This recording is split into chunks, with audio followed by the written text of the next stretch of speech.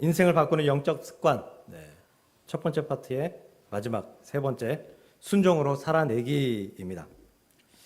우리는 교회에서 어떻게 행동해야 할지, 또 문제가 생기면 어떻게 반응을 해야 할지, 또 말씀과 기도를 어떻게 적용해야 할지 너무 잘 알고 있습니다. 너무 잘 알고 있어요. 어찌 보면 우리는 신앙생활의 대부분의 것에 이미 통달한 고수라고 해도 과언이 아닐 것입니다. 근데 신앙생활을 잘한다고 해서, 신앙생활의 고수라고 해서 그 모든 사람들이 인생을 바꾸지는 못했습니다. 여러분들의 인생이 바뀌었습니까? 예수 믿기 전과 예수 믿기 후가? 바뀌었다고 대답하고 싶습니다. 또 그렇게 대답할 수 있는 분도 있을 것입니다. 그런데 자꾸만 부정적인 생각이 나는 좀 모자란데 하는 생각이 나를 괴롭히기도 합니다. 왜 그럴까요? 왜 그런 부정적인 생각이 우리를 괴롭힐까요? 아는 것과 살아내는 것은 엄청난 차이가 있기 때문입니다. 아는 것과 살아내는 것은 전혀 다른 문제이기 때문입니다. 건강하려면 어떻게 해야 되죠? 요즘 막 건강에 다 빠삭하잖아요. 온갖 거 좋은 거. 좋은 거 먹어야 되고요. 야채 위주로 채식을 먹어야 되고요. 단백질, 좋은 단백질 먹어야 되고요. 기름지고 튀긴 거, 제일 맛있는 거, 그거 먹지 말아야 되고요. 또 이게 굉장히 중요한 이슈이기 때문에 당 조절하기 위해서 쌀밥 대신 잡곡 먹어야 되고, 또 이 쌀밥 대신 이 쌀을 대체할 수 있는 그런 듣도 보도 못한 그런 대체제들이 굉장히 많더라고요. 그런 것들 밥 대신 먹고, 또 운동도 해야 되죠. 땀 흘려야 건강하다. 이거 모르시는 분? 우리 모두 너무 잘 알고 있어요. 근데 현실은 어떻죠? 열심히 일하고 집에 들어오면 몸이 노곤해져서 맛있는 음식을 찾게 되고, 배달 어플을 움직여서 맛있는 음식을 배달시키게 되고, 또 먹고 나서 치우지도 않고 바닥에 앉아서 또는 소파에 앉아서 TV를 쳐다보며 저거 치워야 될 텐데, 오늘도 좀 운동을 하고 자야 될 텐데 생각만 하다 잠자리에 들곤 합니다. 아는 것과 살아내는 것은 너무 큰 차이가 있어요. 그냥 종이 뒤집듯이, 손바닥 뒤집듯이 탁 뒤집으면 그냥 되는 게 아니라 엄청난 차이가 있다는 것을 우리는 알고 있습니다. 그러니 문제는 모르는 것이 아니라 알고 있음에도 실천하지 않는 것. 이게 너무 큰 문제입니다. 신앙도 마찬가지죠. 말씀 봐야 한다. 너무나 잘 알고 있습니다. 우리 주보 뒤에 매일 한 장씩 읽는 성경 나오거든요. 드디어 두 번째로 요한계시록에 왔습니다. 이거 22장까지 있나요? 요한계시록이? 그거 한 달요. 요거 따라오시면 이미 제가 온 이후로 성경을 두 번 통독하게 된 거예요. 근데 우리끼리 그냥 눈빛으로 그 두 번 다 따라오셨습니까?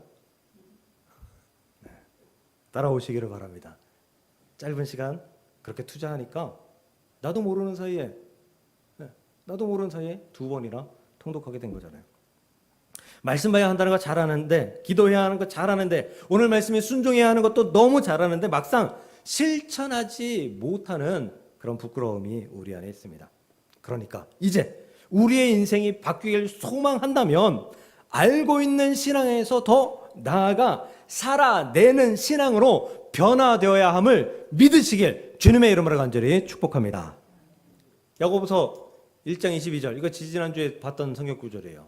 이렇게 경고하잖아요. 너희는 말씀을 행하는 자가 되라. 듣기만 하고 자신을 속이는 자가 되지 말라. 듣고 알고 있는 자는 자신을 속이는 자가 되기 쉽다는 얘기예요. 행하라는 거예요.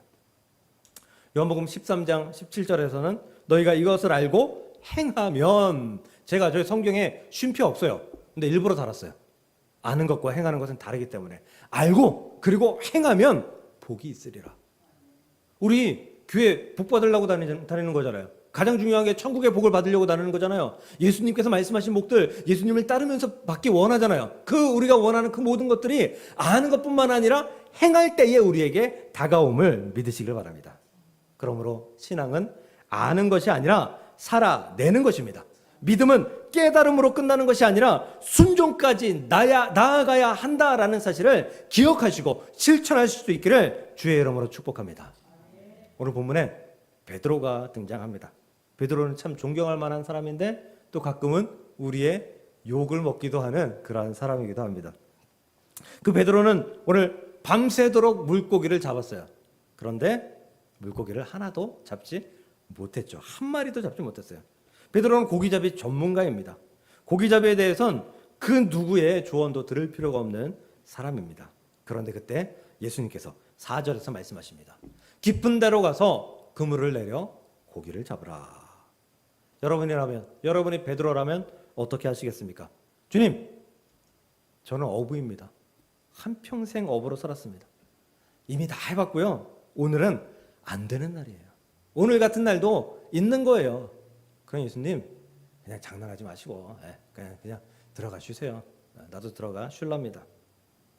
충분히 그렇게 말해도 이해할 만합니다. 그런데 베드로는 다르게 말하죠. 5절입니다. 우리들이 밤이 새도록 수고하였을 때 잡은 것이 없지만은 물고기 못 잡았어요. 그런데 말씀에 의지하여 내가 그물을 내리리이다. 할렐루야.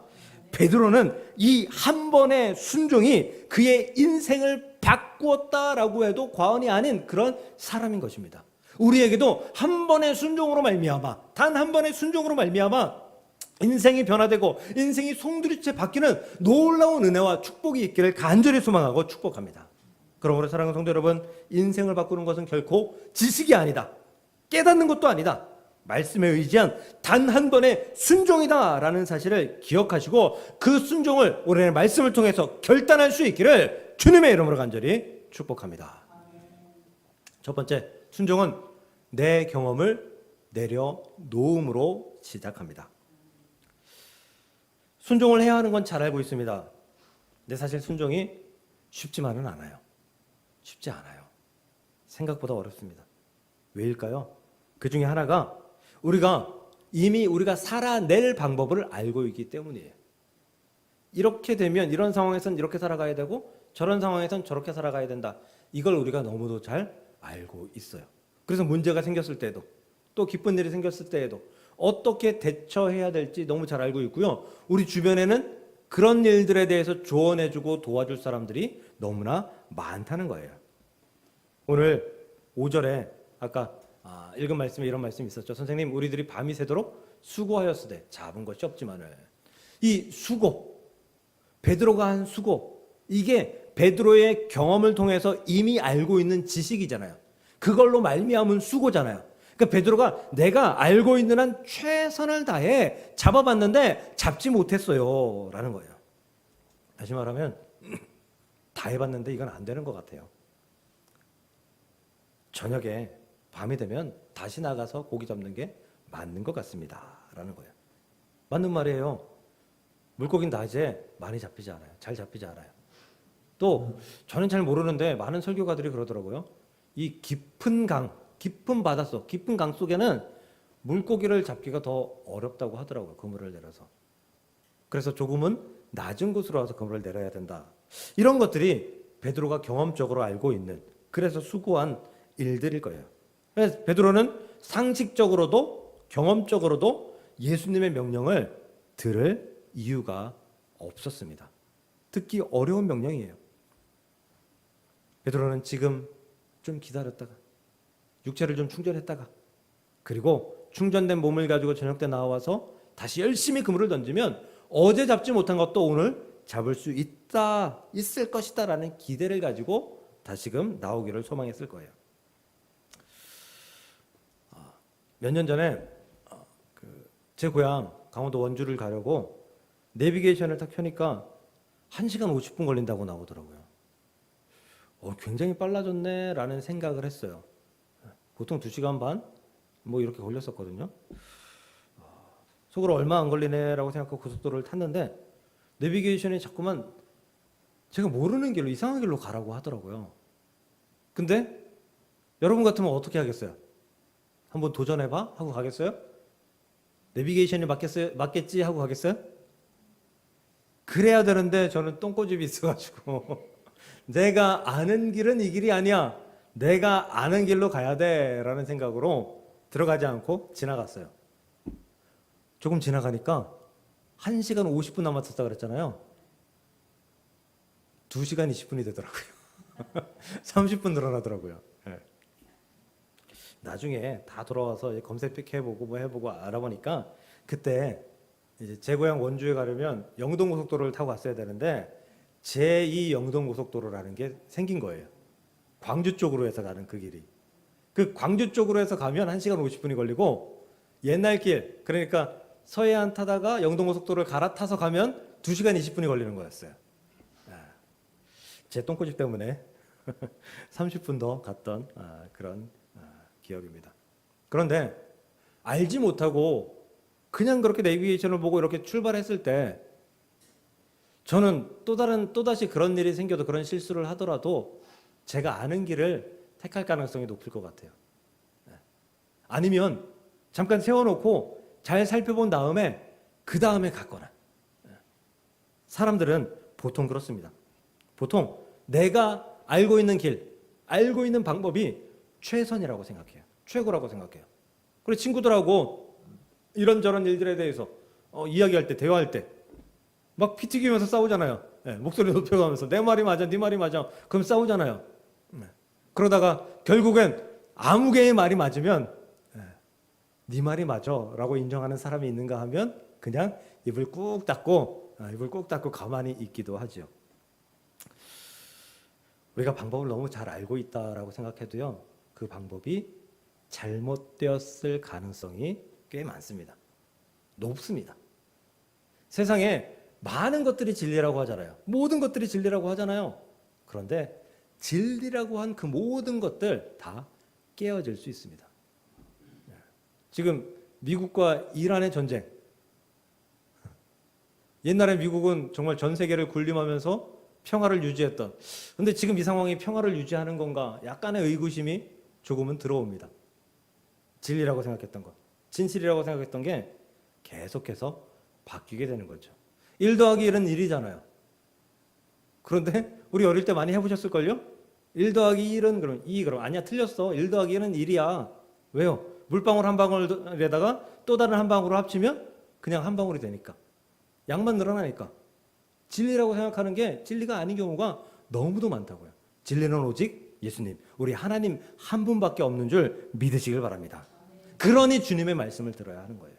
그러니 주님의 말씀을 따라야 하는 겁니다. 주님의 말씀은 우리의 경험보다 훨씬 더 비교할 수 없을 만큼 뛰어남을 믿으시고 주님의 말씀에 의지하여 순종으로 나아갈 수 있기를 주님의 이름으로 간절히 축복합니다. 베드로가 그래서 승리했다는 거예요. 베드로가 결정적인 고백을 합니다.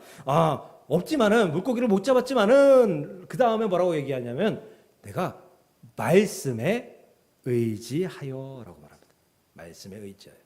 경험도 아니고요, 지식도 아니고요, 세상의 어떤 진리도 아니고요, 그냥 예수님의 말씀에 의지해서 내가 다시 순종해 보겠나이다 라고 결단하는 거예요.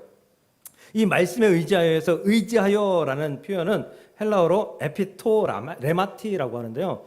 이게 무슨 의미냐 하면 그 말씀 위에 내 행동을 올려놓는다라는 거예요.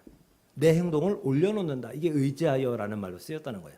그러니까 말씀 위에 내 행동을 올려놓는다. 그러니까 내 경험은 안 된다고 말하지만 내 경험 위에 내 행동을 올리는 게 아니라 예수님의 그 말씀 위에 내 행동을 한번 올려보겠습니다 라는 거예요. 이게 살아내는 것, 이게 순종이라는 것입니다. 순종은 내 경험을 내려놓음으로부터 시작됩니다. 내 경험을 내려놓고 주님의 말씀을 붙잡을 때 그때 시작됨을 믿으시길 주님의 이름으로 축복합니다.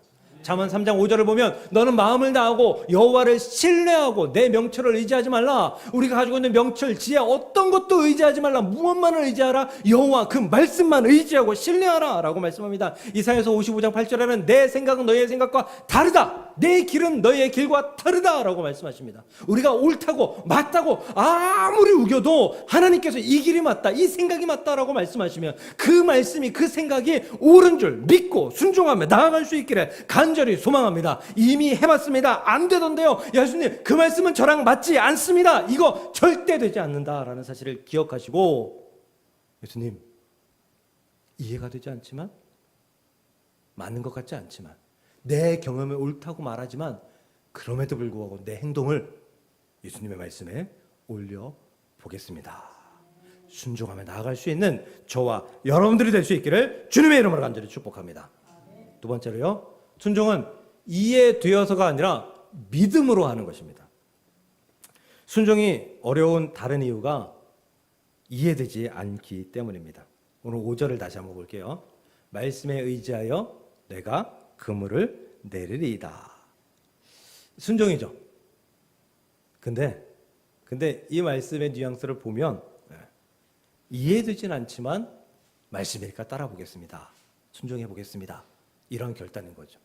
이해되진 않지만, 납득되지 않지만, 그렇게 하기 별로 마음에 내키진 않지만, 그래도 예수님의 말씀이니까, 당신의 말씀이니까 그 말씀을 내가 믿어보고 신뢰해보고 내가 따라보겠습니다 라는 베드로의 결단이죠. 말씀이 헬라어로 레마예요. 레마라는 말은 많이 들어보셨죠? 레마예요. 이 레마는 그냥 일반적인 그냥 말씀, 말 이런 게 아니고요, 지금 나에게 주어지고 있는 그 말씀을 이야기합니다. 지금 내게 하시는 그 말씀이에요. 레마라고 해요. 그러니까 베드로는 지금 내게 하신 주님의 말씀을 믿고 행동을 올려보겠습니다 라고 대답한 거예요. 순종은 이해돼서 하는 게 아니에요. 이해되기 때문에 순종하는 게 아니에요. 믿고 이해되지 않아도 그럼에도 불구하고 하는 게 순종입니다. 우리가 순종할 때, 순종을 결단할 때 이런 생각 많이 가져요. 이해되면 하겠습니다. 내가 납득이 되면 하겠습니다. 아니, 내가 납득할 수 있도록 예수님 나 좀 설득시켜 주세요. 그럼 내가 순종해 보겠습니다. 그런데 하나님은, 예수님은 그렇게 말씀하시지 않으세요. 우리를 이해시키려고 하지 않으세요. 그저 단호하게 순종하라라고 말씀하십니다. 히브리서 11장 8절을 보면요, 믿음으로 아브라함은 부르심을 받았을 때에 순종하여. 이게 창세기 12장 1절 말씀이잖아요. 너는 본토 친척 아비 집을 떠나 내가 내게 지시할 땅으로 가라. 이때 하나님이 아브라함에게 이해를 요구하셨나요? 아니요. 그냥 순종하라. 그냥 가라라고 하셨어요. 아브라함은 몰랐어요. 어디로 가야 될지도 몰랐어요. 가서 정착해야 될 땅이 어떤 곳인지도 몰랐어요. 그런데 갔잖아요. 순종했잖아요. 아브라함의 인생이요, 순종도 있었지만 불순종도 많았잖아요. 하나님 마음, 예수님 마음, 하나님 마음 아프게 한 적 많았잖아요. 그런데 하나님은 그를 믿음의 조상으로 세워주셨습니다. 누구보다 뛰어난 자, 존경받을 만한 자로 세워주셨습니다. 왜요? 본토, 친척, 고향을 떠나 내가 내게 지시할 땅으로 가라 라고 말씀하신 하나님의 말씀에 단번에 순종한 믿음을 보였기 때문입니다. 우리가 순종의 믿음을 보인다면, 이해되지 않지만 순종한다면 하나님은 반드시 우리를 하나님 편에서 온전히 세워주시고 승리하게 하실 것을 믿으시길 주님의 이름으로 간절히 축복합니다.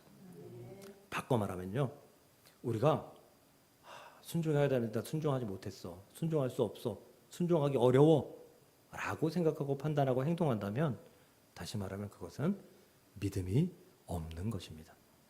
믿음이 없기 때문에 순종하지 못하는 것입니다. 조금 더 유화해서 말씀드리면 믿음이 부족하기 때문입니다. 그러므로 우리가 순종할 수 있는 믿음을 달라고 기도하시기를 바랍니다. 그 순종할 수 있게끔 이해할 수 있는 믿음을, 하나님의 말씀이라면 그 말씀을 따르겠다는 결단할 수 있는 믿음을 내게 허락해 주소서 기도하시고, 이해되지 않아도 순종할 수 있기를 주의 이름으로 간절히 축복합니다. 마지막 세 번째로, 순종으로 살아낼 때 인생이 바뀌게 됩니다. 순종했을 때 어떤 결과가 나타날까요? 문제 해결? 예, 맞죠. 순종했을 때 문제가 해결돼야 되죠. 기도가 응답받아야 되죠. 근데 그게 전부는 아니에요. 맞지만 전부는 아니에요. 6절 한번 보겠습니다. 시몬 베드로가 이를 보고 예수의 무릎 아래서 엎드려 이르되 주여 나를 떠나소서 나는 죄인으로서이다. 물고기를 많이 잡았잖아요. 응답받은 거잖아요. 축복받은 거잖아요. 이 기본적인 신앙으로 생각하면 주여 나를 떠나소서가 나올 게 아니라 주님 너무 행복해요. 너무 즐거워요. 주님 정말 살아계신 하나님이십니다. 막 그러면서 막 영광 돌리면서 찬양하고, 예, 그리고 막 얼싸안고 막 이래야 될 상황이란 말이에요. 그런데 무릎 아래 엎드려 아마 눈물도 흘렸겠죠. 주여 나를 떠나소서 나는 죄인입니다. 라고 고백합니다. 문제 해결이, 기도의 응답이 순종함으로 얻는 그런 결과의 끝이라면 베드로는 이렇게 행동하지 않았을 거예요. 그러니까 응답받고 축복받은 그 이후에 무언가가 또 있다는 거예요. 그게 바로 주여 나를 떠나소서 나는 죄인입니다 라고 하는 베드로의 고백에 힌트가 담겨 있다라는 것이죠. 그래서 순종의 진짜 흐름이 나타나는 거예요. 순종합니다. 하나님이 응답하셨습니다. 그때 우리에게 깨달음이 와요. 깨달음이 와요. 어떤 깨달음? 베드로의 깨달음 같은 깨달음입니다. 아, 내가 죄인이구나. 내가 그렇게 선하고 의롭게 살아가기 위해서 애쓰고 애썼지만 그거 예수님의 명령에 의지하면 아무것도 아니었구나. 나 예수님 닮은 삶을 살아야겠다라는 변화의 결단인 줄 믿으시길 바랍니다. 많은 사람들은 순종해요. 응답받아요. 깨달음을 얻어요. 그래서 감사합니다. 이걸로 끝나요. 깨달았으면 변화가 되어야 하는 줄 믿으시길 바랍니다. 그래서 베드로가 훌륭한 사람이라는 거예요. 그래서 베드로가 우리가 뭐 무식한 사람, 뭐 과격한 사람 뭐 이렇게 이야기하지만 그럼에도 불구하고 베드로가 그 안에 있던 그 성경과 그 안에 있던 그 어떤 그 비전, 그 열정, 그 안에 있던 그 무언가가 굉장히 다른 사람이었다라고 이야기하는 게 바로 이런 모습 때문이에요. 베드로는 달랐어요. 응답을 통해서 자신이 누구인지 깨달을 수 있었던 그러한 사람이었어요. 그래서 베드로는 변화되었습니다. 동시에 예수님이 누구신지 깨닫게 되었고요. 그래서 엎드려서 나 예수님 따르는 삶을 살겠습니다. 나는 죄인입니다. 라고 고백할 수가 있었던 거예요. 그래서 거기 있던 많은 사람들이 베드로를 보고 11절에 그들이 모든 것을 버려두고 예수를 따르니라 결단하고 완벽하게 완전하게 변화된 삶을 살아갔다라는 것입니다. 고개를 잡은 감사함으로 끝났다면 우리가 아는 베드로는 아마 없었을 수도 있습니다. 감사로 끝난 응답은 인생의 변화가 아닌 상황의 변화로 그냥 끝나기 때문이에요. 그죠? 많은 사람들은 상황이 이렇게 변해요. 돈을 많이 벌어요. 예, 진급을 해요. 예, 가정에 좋은 일들이 생겨요. 상황이 변해요. 이 상황이 변했는데 내 삶이 바뀌었다고 착각합니다. 그래서 거기서 끝내요. 상황이 변한 것은요, 그 상황이 또 변할 수 있어요. 뒤집어질 수 있어요. 그런데 인생이 변하면 아무리 뒤집어져도 그 인생을 유지할 수가 있습니다. 그래서 로마서 12장 2절은 이렇게 얘기하잖아요. 너희는 이 세대를 본받지 말고 오직 마음을 새롭게 함으로 변화를 받아. 세대를 본받는 게 상황에 집중하지 말라는 거예요. 상황에 집중하지 말라는 거예요. 지금 세대를 본받지 말라라고 하면 어떤 게 떠오를까요? 정말 물질 만능주의가 너무 팽배하잖아요. 팽배하다 못해 하늘을 찌르잖아요. 거기에 본받지 말아라. 돈 많이 벌었다고? 집안에 좀 잘 됐다고? 그거 상황의 변화일 뿐이다 라고 말씀하는 거예요. 뭐 해야 된다? 인생이 변화돼야 된다. 인생이 바뀌어야 된다. 요즘 사람들 붙잡아 놓고 가장 최근에 후회하는 일 물으면 여러 사람들이 이렇게 대답한대요. 작년에 주식 좀 사놓을 걸. 2배가 됐죠? 네, 2배가 됐어요. 2배도 넘었나요? 네. 또 우리가 알고 있는 대장주라고 하는 뭐 삼성전자, 뭐 하이닉스 이런 거는 2배가 아니라 몇 배가 늘었죠. 네. 주식 사놓을 걸, 주식 사놓을 걸. 네. 후회하면 뭐합니까? 네, 이미 끝난 거. 저는 주식 사본 적이 없습니다. 네. 온종일 주식 그래프 쳐다보는 거 그 자체가 싫어서 사질 않습니다. 앞으로도 살 계획이 없습니다. 사람들은 주식이 올라야, 돈이 많아야, 또 건강해져야 인생이 바뀐다고 생각합니다. 근데 성경은 예수님을 온전히 만나야 인생이 바뀐다라고 이야기합니다. 예수님을 온전히 만난다는 것이 무엇입니까? 예수님의 말씀에 베드로처럼 납작 엎드려 예수님께 순종하는 것이 예수님을 만나는 것입니다. 상황이 바뀐 것에 머무르지 마시고요. 인생을 바꾸시는 예수님께 납작 엎드려 순종함으로 진정 변화된 삶을 살아갈 수 있기를 주님의 이름으로 축복합니다. 제 친구 중에 말을 너무 잘하는 친구가 있어요. 근데 목사예요. 그 친구랑 말을 하면요, 몇 시간이 지나도 재밌어요. 너무 잘해요, 말을. 책도 많이 읽고요. 신문도 뭐 늘 끼고 살고요. 그래서 가끔 친구들하고 그 친구하고 이야기하면 이런 얘기해요. 야, 넌 목사 안 됐으면 100% 사기꾼 됐을 거라고. 사람을 홀리는 그런 능력이 있거든요. 그러면 그 친구가 이렇게 얘기합니다. 내가 순종하기로, 목사가 되기로 결정된 그 순간 나는 내 이 재주를 하나님의 영광을 위해서 사용하기로 결정했어. 그 말을 잘못 사용하면 사기꾼의 말입니다. 그 말을 잘 사용하면 하나님의 영광이 되는 줄 믿으시길 바랍니다.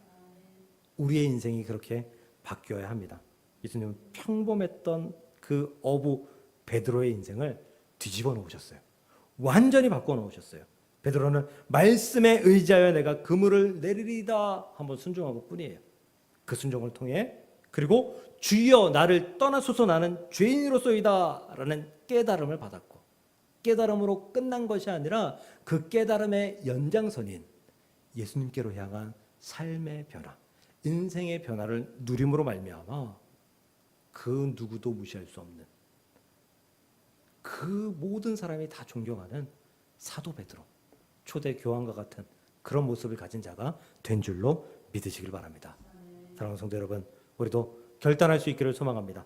이해할 수 없어도 순종하겠습니다. 순종을 통해 나의 부족함과 주의 위대하심을 깨닫게 하시고, 깨달았으면 반드시 주를 위해 살겠습니다. 순종하며 그리고 주를 위해 사는 변화된 삶을 살아갈 수 있기를 주의 이름으로 간절히 축복합니다.